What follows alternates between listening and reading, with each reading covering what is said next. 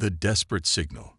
Captain Sarah Chen floated in the command center of the UES Pathfinder, her eyes fixed on the holographic display showing the edge of human-controlled space. The ship was Earth's most advanced scout vessel, equipped with technology that could detect signals from across the galaxy. For 3 months, Chen had been patrolling the outer rim, searching for signs of intelligent life beyond Earth's small corner of the universe. The Pathfinder's mission was part of humanity's first serious attempt to make contact with alien civilizations. Earth had developed faster than light travel only 5 years ago, and the United Earth government was eager to learn if humans were alone in the cosmos. What they discovered would change everything. A sharp beep from the communications console broke the silence. Lieutenant Alex Morrison looked up from his station, confusion written across his face. His fingers danced over the controls as multiple signals flooded their receivers. Morrison had been monitoring space frequencies for years, but he had never seen anything like this. "Captain, I'm picking up dozens of transmission sources from the Vega system," Morrison reported, his voice tense with excitement and worry. "The signals are using different languages and technologies, but there's something strange about them." Chen pushed herself over to Morrison's station, her magnetic boots clicking against the metal floor. The Pathfinder used rotating sections to simulate gravity, but the command center operated in zero for maximum efficiency. Chen had grown up in the orbital stations around Mars, where low gravity was normal, so she moved through the space with practiced ease. The display showed wave patterns from multiple sources, all coming from the same general direction. What made Chen's blood run cold was the desperate tone that came through even without translation. These were not peaceful first contact messages or casual communications between trading partners. These were screams for help. "Run them through the universal translator protocols," Chen ordered. "I want to know what they're saying." Dr. Elena Vasquez, the ship's xenobiologist and linguistics expert, joined them at the communication station. Vasquez had spent her career preparing for this moment, developing translation software that could handle alien languages. Her dark eyes reflected the glow of the displays as she worked to decode the messages. Within minutes, the computer began producing rough translations.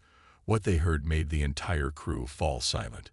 The messages were panic-stricken reports from multiple alien species, all describing the same terrifying enemy. "They call them the Void Hunters," Vasquez whispered, her voice barely audible over the hum of the ship's systems. "According to these transmissions, there's some kind of parasitic species that travels from system to system, consuming everything in their path." Chen listened to message after message, each one more desperate than the last. Entire civilizations were being wiped out. Peaceful trading worlds that had existed for thousands of years were being stripped of all life in a matter of days. The aliens were begging for help from anyone who could hear their signals. "Captain, there's something else," Morrison added, pulling up another set of readings. "These signals are getting weaker. Some of them have stopped completely in the last few hours.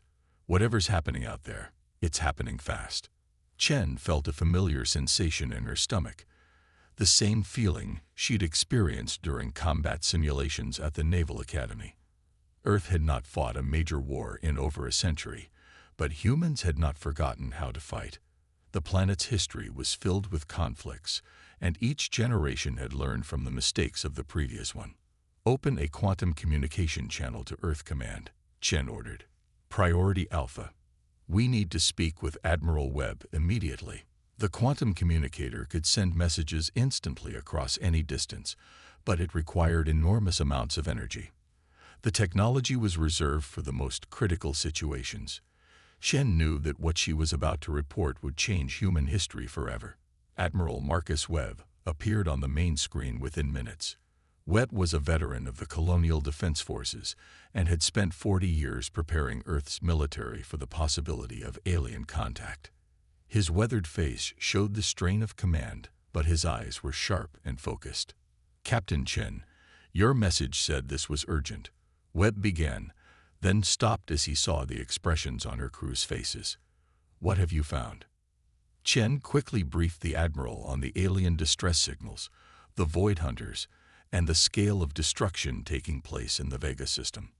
Webb listened without interruption, his expression growing darker with each detail. "How many species are we talking about?" Webb asked when Chen finished her report. "At least 12 different civilizations, sir," Vasquez replied. "Based on the linguistic patterns, some of them have been spacefaring for thousands of years. They have technologies we've never seen before, but they're all running from the same enemy." Webb was quiet for a long moment, staring at the tactical displays that showed the location of the alien signals.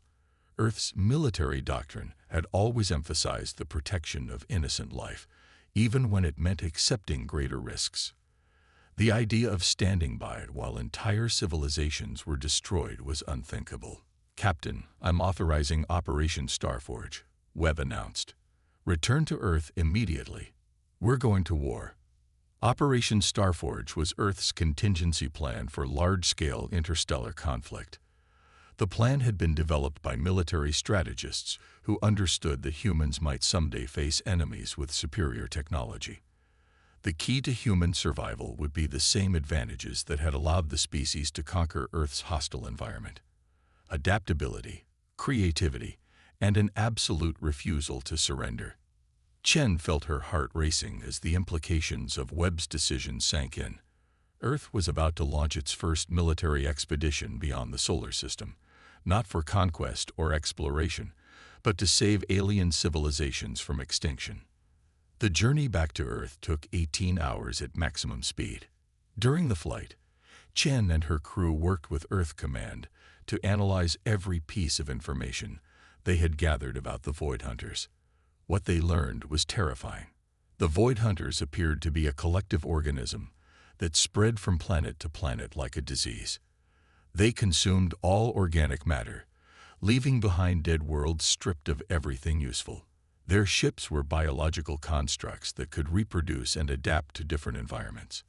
Most terrifying of all, they seemed to learn from each species they encountered, incorporating new technologies and tactics into their arsenal.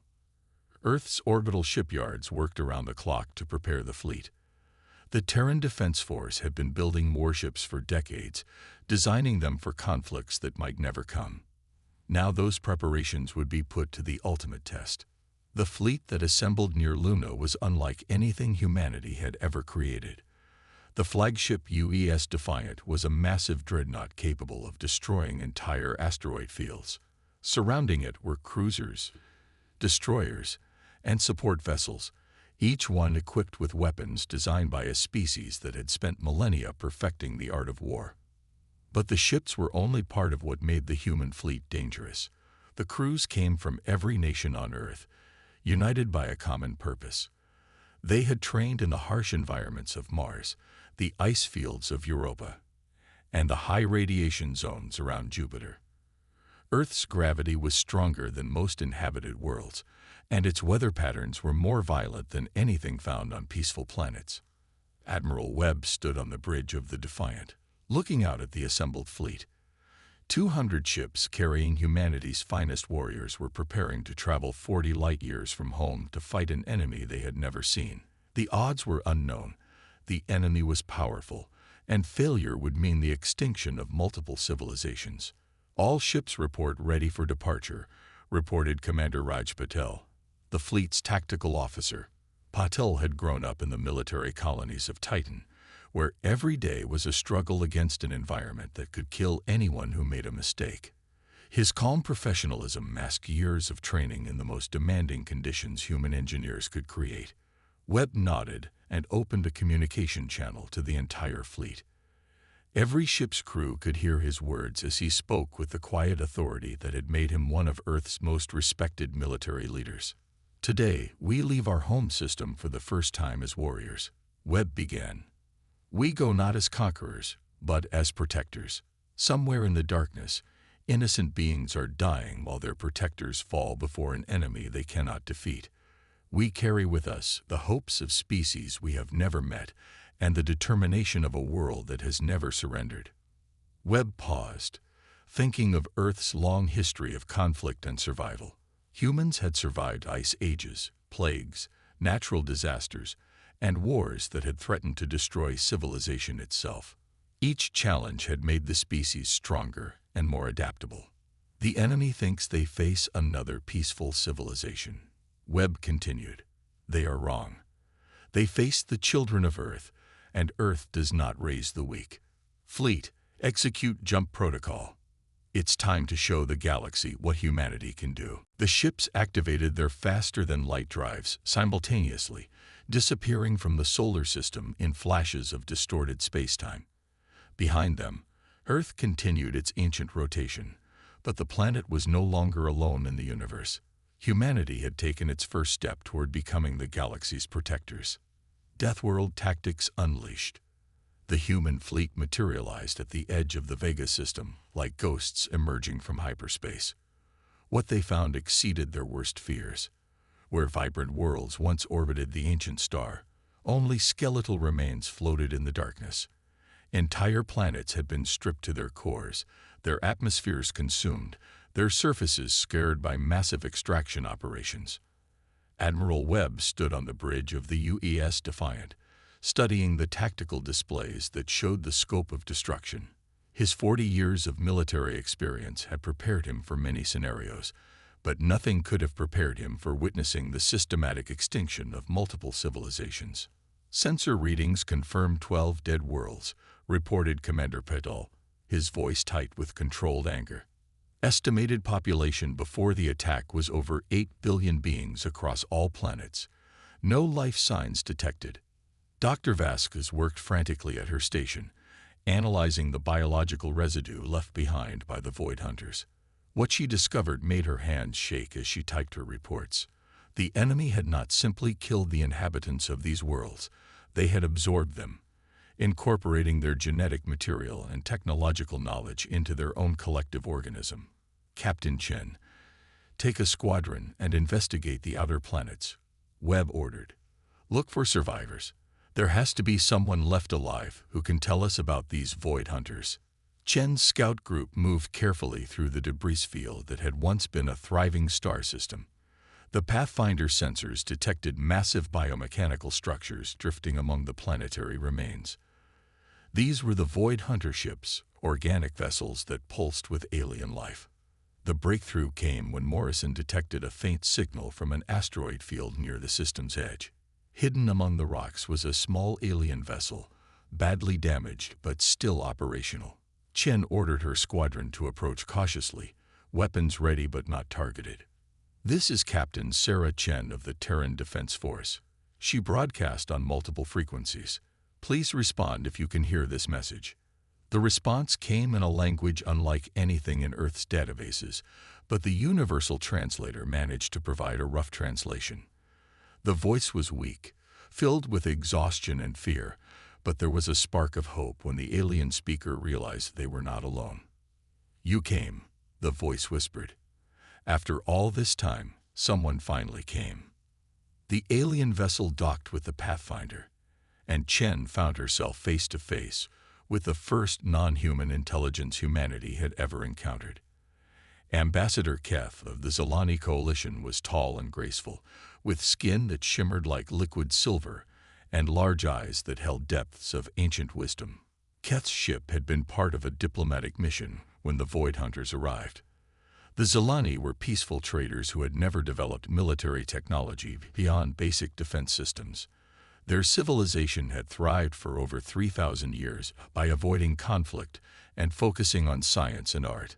The hunters came without warning, Keth explained, his voice translated by the ship's computer. They consumed everything. Our worlds, our people, our entire culture. In 3 days, millennia of civilization were reduced to nothing. Chen listened to Keth's account of the attack, taking detailed notes that would be crucial for planning humanity's response. The Void Hunters fought with overwhelming numbers, using biological ships that could repair themselves and adapt to enemy weapons. Their tactics were simple but effective. Surround, overwhelm, and consume. How many of them are there? Chen asked. Thousands of ships, Keth replied. Maybe tens of thousands. They move like a single organism, coordinated by some kind of collective intelligence. No species has ever successfully fought them. Chen transmitted Keth's information back to the main fleet, where Admiral Webb and his staff were developing attack plans. What they learned changed everything about how they would approach this war. The Void Hunters had evolved in the deep space between galaxies, where resources were scarce and competition was absolute. They had survived by becoming perfect predators, adapting to consume any form of life they encountered.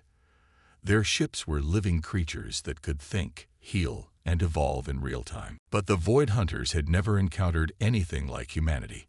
Every species they had faced before had evolved on worlds with stable climates and abundant resources. These civilizations had developed along peaceful lines, focusing on cooperation and harmony rather than conflict and survival. Earth was different. Humanity's homeworld was what xenobiologists called a death world, a planet where the environment itself was constantly trying to kill everything that lived on it.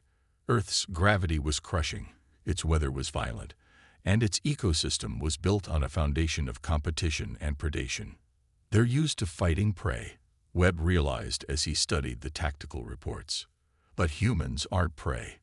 We're predators. Webb called a meeting of his senior staff to plan humanity's first offensive action. The human fleet was outnumbered, but they had advantages the enemy had never encountered before. The Void Hunters expect their enemies to fight in predictable patterns, explained Commander Paddle. Large fleets meeting in open space, following established rules of engagement. But humans don't follow anyone else's rules. Dr. Vasquez had been studying the biological samples from destroyed Void Hunter ships. Her analysis revealed critical weaknesses in their adaptive systems. The creatures were incredibly resilient, but they relied on consuming genetic material from their victims to evolve new capabilities. They'd never faced anything from a high-gravity, high-radiation environment like Earth, Vasquez reported. Our biology is so different from their previous victims that their adaptation systems can't process it properly. Webb smiled grimly as the pieces of his plan came together. Earth's military doctrine had always emphasized using the enemy's strengths against them. The Void Hunters' collective intelligence and overwhelming numbers would become liabilities when faced with human tactics. All ships, prepare for Operation Reaper, Webb announced to the fleet. We're going to show these creatures why Earth produces the galaxy's finest hunters. The human fleet split into dozens of smaller groups, each operating independently, but coordinating through quantum communication networks. This violated every principle of conventional space warfare, where large formations provided mutual support and protection. But humans had learned long ago that sometimes the best defense was to be impossible to predict. Captain Chen led the first attack, taking her squadron deep into Void Hunter territory using stealth technology based on how Earth's apex predators hunted their prey. The ships moved silently through space, their signatures masked by advanced cloaking systems. The target was a Void Hunter harvesting operation that was strip mining the remains of a dead world. Dozens of the biomechanical ships worked methodically, processing raw materials and preparing them for consumption by the collective. Chen waited until the enemy ships were completely focused on their task, then struck without warning. The human ships emerged from stealth and unleashed weapons that the Void Hunters had never seen before. Kinetic rounds accelerated to incredible speeds by magnetic fields, tore through alien hulls designed to resist energy weapons. But the real surprise came when the Void Hunters tried to adapt to the human attack. Their biological systems began analyzing the damage patterns, preparing to develop countermeasures. Instead of the expected genetic material from peaceful species, they encountered DNA sequences that had been forged in Earth's crucible of violence and survival. The effect was devastating. The Void Hunter ships began malfunctioning as their adaptation systems tried to process genetic information from creatures that had evolved under conditions no other known species had survived. Their collective intelligence, used to perfect coordination, fractured into chaos as individual ships received conflicting biological imperatives. Admiral Webb watched the engagement from the Defiance Command Center, studying the tactical displays that showed Void Hunter formations falling apart across multiple star systems. Human strike teams were hitting targets throughout the region, using guerrilla tactics that turned the enemy's numbers into a disadvantage. "Their command structure is breaking down," reported Patel with satisfaction. "They can't coordinate when they don't know where the next attack is coming from." The turning point came when Webb launched the main assault on the Void Hunter command cluster. The enemy had concentrated their largest ships around what appeared to be a central intelligence node, expecting a traditional fleet engagement. Instead, they faced something unprecedented in their millions of years of existence. The human fleet attacked from 6 directions simultaneously, using the asteroid field as cover and concealment. Each attack group struck different targets with different weapons, forcing the Void Hunters to spread their adaptive responses across multiple threats. But the decisive blow came from an unexpected source. The human ships broadcast a signal that Dr. Vasquez had developed based on her analysis of Earth's most aggressive life forms. The transmission contained genetic templates from Earth's apex predators, creatures that had spent millions of years perfecting the art of killing. The Void Hunter collective intelligence tried to process this information and suffered what could only be described as a psychological breakdown. For the first time in their existence, they encountered genetic patterns that were more ruthless, more adaptable, and more focused on survival than their own. Individual Void Hunter ships began attacking each other as their collective mind fractured. Some vessels tried to flee, while others shut down completely. The perfect coordination that had made them unstoppable became their greatest weakness when faced with an enemy that thrived on chaos. Ambassador Keth watched the battle from the Pathfinder's observation deck, unable to believe what he was seeing. In less than 6 hours, humanity had accomplished what no other species had managed in thousands of years. They had defeated the Void Hunters. "How is this possible?" Keth asked Shen as the last enemy ships fled the system. "Your species has been spacefaring for less than a decade. How did you develop such effective tactics?" Chen smiled as she looked out at Earth's victorious fleet. Her home world was invisible from this distance, but she could feel its influence in everything humanity had accomplished. "We didn't develop them," she replied. "We learned them from Earth itself.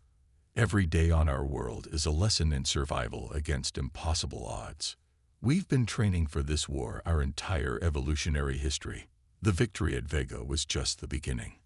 News of humanity's success spread throughout the galaxy, reaching civilizations that had hidden in fear of the Void Hunters for generations. Species that had thought themselves doomed began to emerge from their shelters, offering alliance and support to the strange warriors from Earth. Within months, the Terran Galactic Defense Pact was formed, with Earth as the military protector of dozens of peaceful civilizations. The galaxy had found its guardians in the children of a death world who refused to let innocent beings die while they had the power to intervene. Admiral Webb stood on the observation deck of the Defiant, watching human ships patrol the space lanes that had once been terrorized by the Void Hunters. Earth's fleet had grown to include vessels from many worlds, but they all followed tactics and strategies developed in humanity's violent cradle. The galaxy was safe, protected by beings who had learned that sometimes peace could only be preserved through the willingness to fight for it. And somewhere in the darkness between the stars, other threats were learning that they would have to face Earth's children if they wanted to prey on the innocent. Humanity had answered the call for help, and the universe would never be the same.